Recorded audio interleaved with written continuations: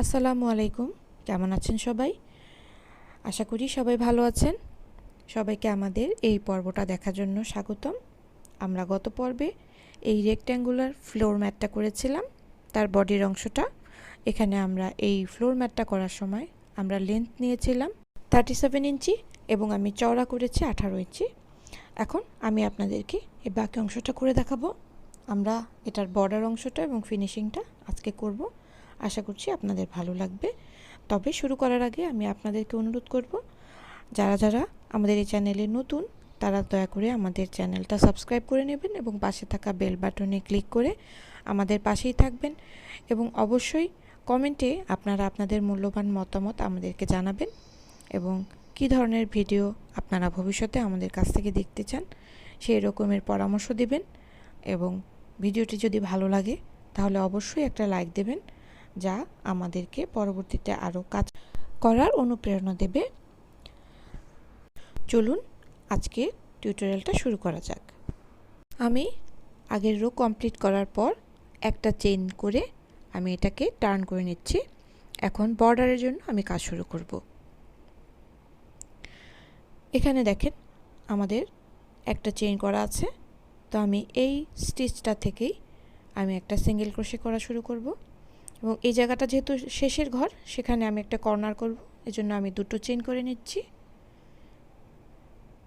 এবং আরও একটা সিঙ্গেল ক্রোশে হবে। এভাবে আমি একটা কর্নার করে ফেললাম। পরবর্তীতে প্রত্যেকটা স্টিচের ওপরে একটা করে সিঙ্গেল ক্রোশে করব আমি। এটা হচ্ছে আমার চওড়া অংশের কাজ। তো চওড়া অংশে কিন্তু এমনিতেই আমাদের স্টিচগুলো করা আছে, তাই রেগুলার নিয়মে প্রত্যেকটা স্টিচের উপর একটা করে সিঙ্গেল ক্রোশে করে যাবেন আপনারা। এখানে আমরা তিনটা করে স্টিচ করেছিলাম, আপনাদের নিশ্চয়ই মনে আছে। একটা সিঙ্গেল ক্রোশে, একটা হাফ ডাবল ক্রোশে আর একটা ডাবল ক্রোশে। এভাবে প্রত্যেকটা স্টিচের উপরে আমি একটা করে সিঙ্গেল ক্রোশে করে যাব। এটা হচ্ছে আমাদের সবচেয়ে উপরের অংশের কাজ। তো উপরের অংশে এবং একদম নিচের অংশে, বটমের অংশে এই নিয়মেই আমি করে যাব। এখন আমি লাস্টের কর্নারে চলে এসেছি। এখানে আমাদের একদম এই শেষের ঘরে চলে আসলাম। এই লাস্ট ঘরটাতে এখন আমরা একটা কর্নার করব। প্রথমে একটা সিঙ্গেল ক্রোশে, দুটো চেইন, তারপরে আরও একটা সিঙ্গেল ক্রোশে হবে। এভাবে আমি আরও একটা কর্নার তৈরি করে ফেললাম। এখন আমি সাইডের অংশে কাজ শুরু করব। তো সাইডের অংশে কাজে আপনারা লক্ষ্য করে দেখবেন, এখানে কিন্তু সিঙ্গেল ক্রোশে করা ছিল এবং অপর প্রান্তে এসে ডাবল ক্রোশে দিয়ে আমরা শেষ করেছি। তো আপনারা ইভেনলি এইখানে সিঙ্গেল ক্রোশে করে যাবেন। যে ঘরেতে একটা সিঙ্গেল ক্রোশে ছিল সেই ঘরেতে একটা সিঙ্গেল ক্রোশে হবে এবং যে ঘরেতে ডাবল ক্রোশে আছে সে ঘরেতে দুটো সিঙ্গেল ক্রোশে হবে। এভাবে যদি আপনারা একটু দেখে দেখে গুনে গুনে করেন তাহলে ইভেনলি ডিস্ট্রিবিউট হবে। এখানে একটা ডাবল ক্রোশে ছিল, আমি এখানে দুটো সিঙ্গেল ক্রোশে করব।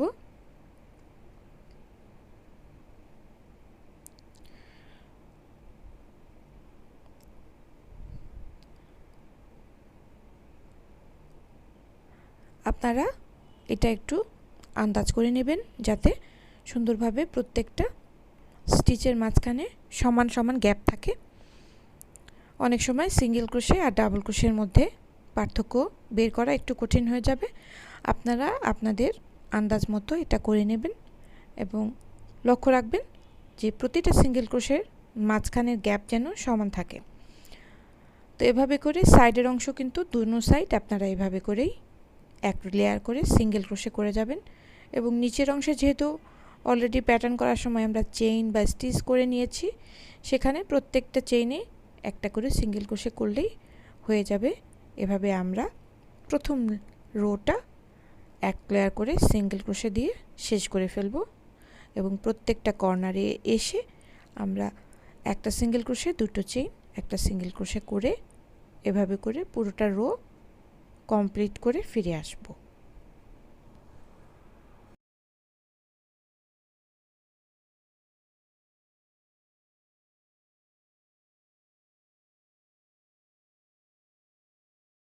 পুরোটা রো কমপ্লিট করে একটা স্লিপ স্টিচ দিয়ে নিলাম। এখন আমি কর্নার থেকে শুরু করব রো 2। তো এখানে আমি আরেকটা স্লিপ স্টিচ দিয়ে কর্নারে আমি চলে আসছি, কারণ আমার কর্নার থেকে করলে একটু সুবিধা হবে। প্রথমে আমি 3টা চেইন করে নিচ্ছি। 3টা চেইন হচ্ছে একটা ডাবল ক্রোশে, তারপরে আমি আরও 2টো ডাবল ক্রোশে করব।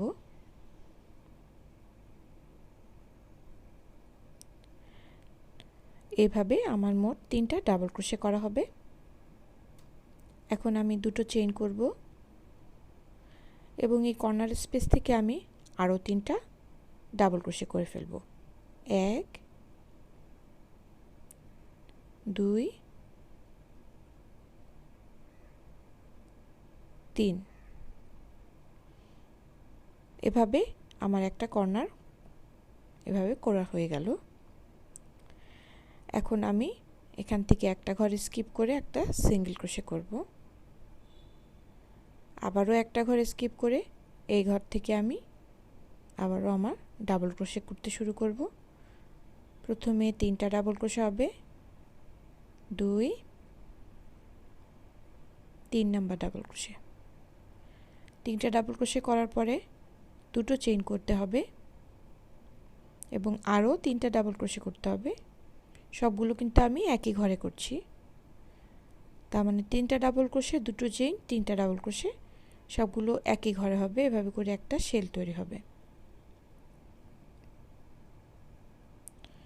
তো এই শেলটাও হয়ে গেল।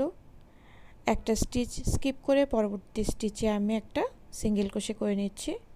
আবারও একটা স্টিচ স্কিপ করে পরবর্তী স্টিচ থেকে আমি শেল তৈরি করব। একটা ডাবল ক্রোশে, 2 3, 2টো চেইন, আরও 3টা ডাবল ক্রোশে করতে হবে। 1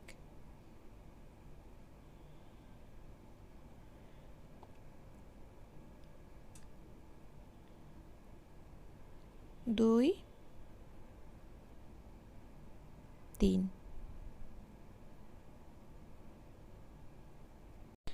এই নিয়মে আমরা পুরো রোটাই কমপ্লিট করব। এভাবে করে আমার খুব ঘন একটা প্যাটার্ন তৈরি হবে। তো আপনারা দেখতে পাচ্ছেন। আপনারা চাইলে স্কিপ করার সময় একটা ঘরে স্কিপ না করে 2টো ঘরও স্কিপ করে নিতে পারেন, তাহলে আপনাদের এই বর্ডারটা আরেকটু হালকা হবে। আপনারা যদি ভারী বর্ডার না করতে চান তাহলে আপনারা 2টো ঘর স্কিপ করে নিতে পারবেন। আমি একটা ঘর স্কিপ করেছি। এভাবে পুরোটা রাউন্ড কমপ্লিট করলেই আমাদের এই ম্যাটটা কাজ শেষ হয়ে যাবে। তো আপনারা দেখতে পাচ্ছেন আমি এই ম্যাটটার কাজ সম্পূর্ণ করে তারপরে ফিরে এসেছি।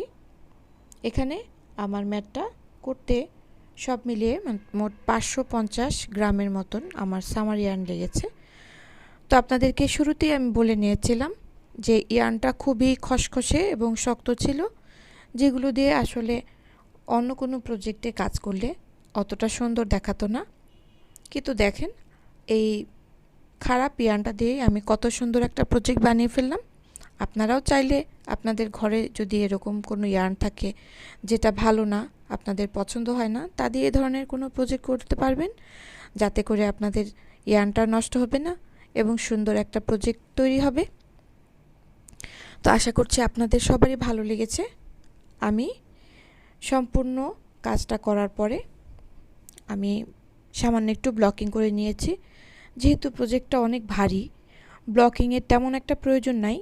তারপরেও এই ইয়ার্নটা যেহেতু একটু টেনে টেনে কাজ করতে হয়, কিছুটা বাঁকা হয়ে আসার টেন্ডেন্সি এটার সাথে দেখা যায়। কিছুটা বাঁকা হয়ে আসে কারণ ইয়ার্নটা এক লেয়ার থেকে আরেক লেয়ারে যাওয়ার সময় টেনে টেনে কাজ করতে হয়। তো সেজন্য আমি আপনাদেরকে বলবো আপনারা কাজ করার সময় ইয়ার্নের টেনশনটার দিকে খেয়াল রাখবেন এবং প্রত্যেকটা রো করার সময় আপনাদের এই জিনিসটা একটু লক্ষ্য করতে হবে। যদি মনে হয় যে কোনো একদিকে এটা বাঁকা হয়ে যাচ্ছে, সেদিকে ইয়ার্নটাকে একটু টেনে ঠিকঠাক করে নেবেন। এবং এটা যেহেতু ফ্লোর ম্যাট হবে, ফ্লোরে থাকবে, ব্লকিংয়ের কোনো প্রয়োজন নাই।